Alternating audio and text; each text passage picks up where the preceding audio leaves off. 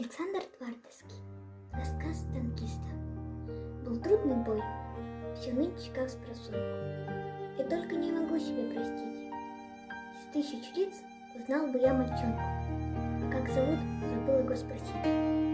Для 10-12 бедовых, и с тем, что главарем у детей, и с тех, что в городишках прифронтовых считают нас, как дорогих гостей.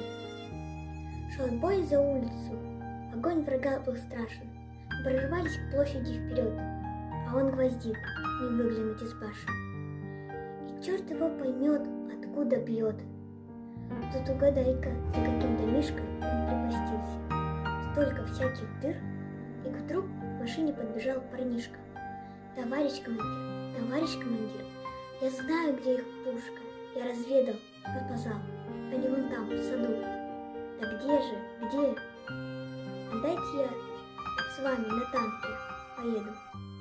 Что ж, бой не ждет, влезай сюда, дружище. И вот мы катим к месту четвером. Стоит парнишка. Мины, пули свищут, и только рубашонка пузырем. Подъехали вот здесь, и с разворота заходим в тыл, и полный сгай сдаем. И эту пушку заодно с расчетом. Мы вмяли в рыхлый, жирный чернозем, и вытек пот, душила грязь и копоть.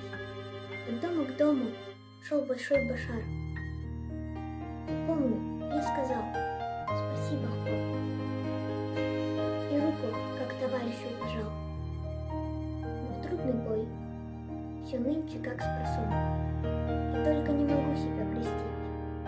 Из тысяч лиц знал бы я мальчонку, но как зовут, забыл его спросить.